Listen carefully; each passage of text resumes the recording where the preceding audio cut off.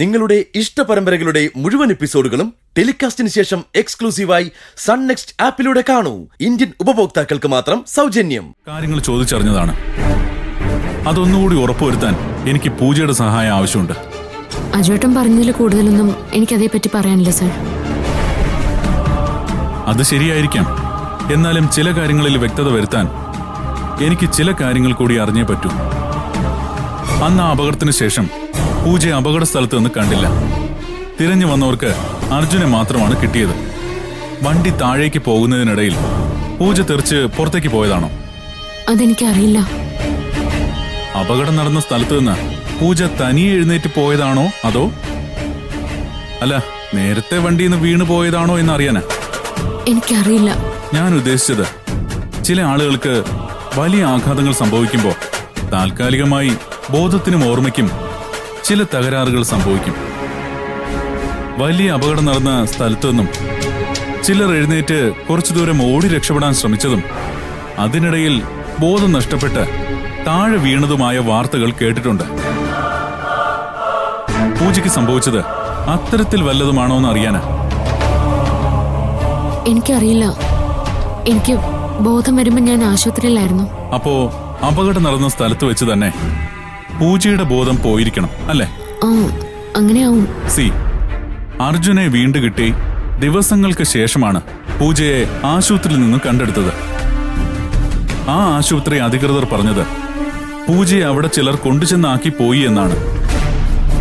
ആരാണ് കൊണ്ടുചെന്നാക്കിയെന്ന് ഓർമ്മയുണ്ടോ? അതെനിക്ക് ബോധമില്ലായിരുന്നല്ലോ സർ. അവിടെ വെച്ച് പറഞ്ഞത് കേട്ടിട്ടോ മറ്റോ എന്തെങ്കിലും? ഇല്ല സർ. ശരി, ഹണിമൂണിന് പോയ ആ ദിവസങ്ങൾ പൂജയ്ക്ക് ഓർമ്മയുണ്ടല്ലോ. എന്തേ? അന്ന് രാവിലെ എവിടെ നിന്നാ പുറപ്പെട്ടത്? എപ്പോഴാ പുറപ്പെട്ടേന്ന് ഓർമ്മയുണ്ടോ?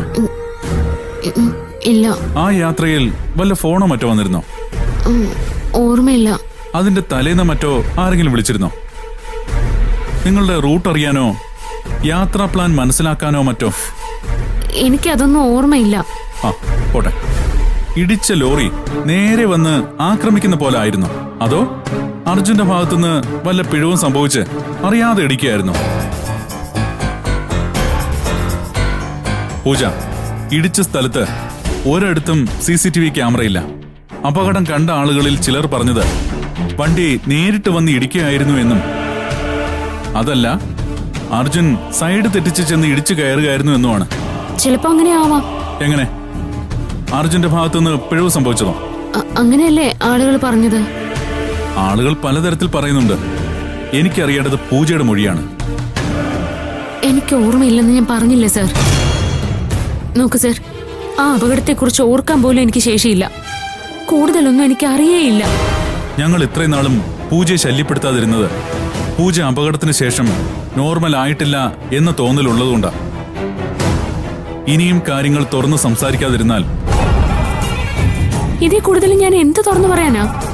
അറിയുന്ന കാര്യങ്ങളല്ലേ പറയാൻ പറ്റൂ.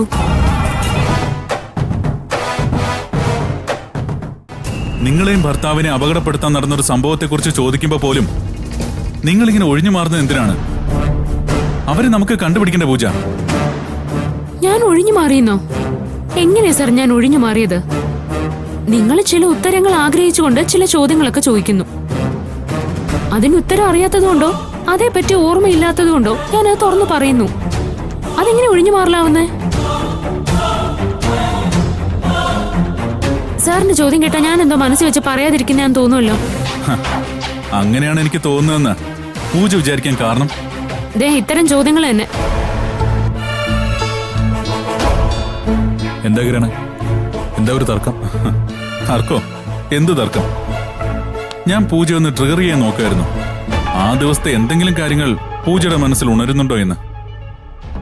അജോട്ടാ, എനിക്ക് ആ ദിവസത്തെ പറ്റി ഓർക്കാൻ കൂടി വയ്യ. ആ അപകടത്തെ പറ്റിയും നമ്മുടെ യാത്രയെ പറ്റി ഓർക്കുമ്പോ തന്നെ തലയെന്തോ പെരുക്കുന്ന പോലെ തോന്നുക. തനിക്ക് ഓർക്കാൻ പറ്റുന്നില്ലെങ്കിൽ വേണ്ടടോ, താനകത്തേക്കല്ലേ.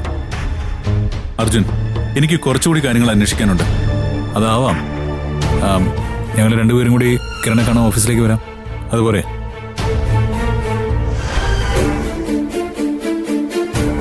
എടോ, ഞാൻ ഈ വീടിന്റെ കാര്യം പറഞ്ഞില്ലേ? ഇനിയും കിരൺ ഇയാളെ മാറ്റി നിർത്തി ചോദ്യം ചെയ്താൽ അത് കൂടുതൽ കഥകൾ ഉണ്ടാക്കുകയുള്ളൂ. കഥകളോ? അതെ സർ. ഒരുപക്ഷെ ഞാനാണ് അജുവേട്ടനെ വണ്ടി എടുപ്പിച്ചെന്ന് വരെ പറഞ്ഞു കളയും. അങ്ങനെ പറയാൻ മാത്രം ഇവിടെ ആരാ ഉള്ളത്? അജുവേട്ടാ, എനിക്ക് പറ്റുന്നില്ല. എന്റെ തലവേദനിക്കുന്നു. ഞാനൊന്ന് അകത്തോട്ട് പോട്ടെ. ചെല്ല്, റെസ്റ്റ് എടുക്ക്.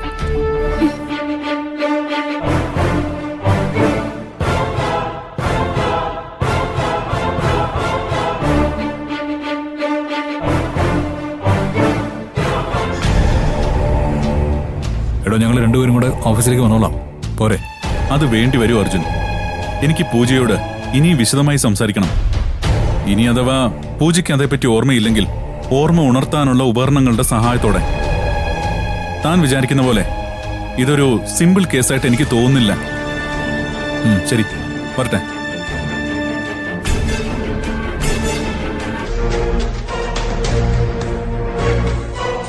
ശരിക്കുള്ള പൂജ ആരാണെന്ന് ഇയാൾ കുത്തിപ്പൊക്കുന്നതിന് മുമ്പ് ഇവിടുത്തെ കാര്യങ്ങളിൽ ഒരു തീർപ്പുണ്ടാക്കിയേ പറ്റൂ.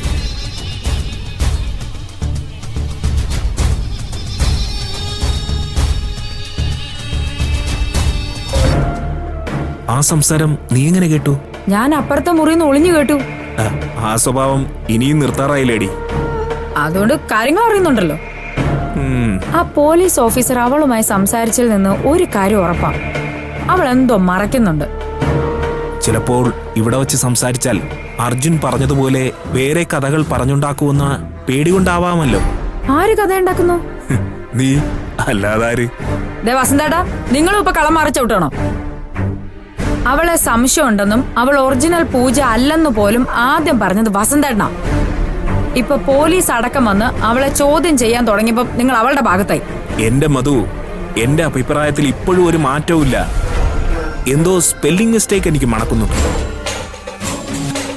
അതവളുടെ ഓർമ്മക്കുറവ് കൊണ്ടാവാം, മാനസിക പ്രശ്നം കൊണ്ടാവാം, അതോ അവള് കള്ളത്തരം അഭിനയിക്കുന്നതാണോ എന്നും എനിക്ക് വ്യക്തമാകുന്നില്ല. എന്നാ എനിക്ക് വ്യക്തമാവുന്നുണ്ട്, അവള് കള്ളത്തരം അഭിനയിക്ക തന്നെയാ. അതിനൊരു കാരണം വേണ്ടേ?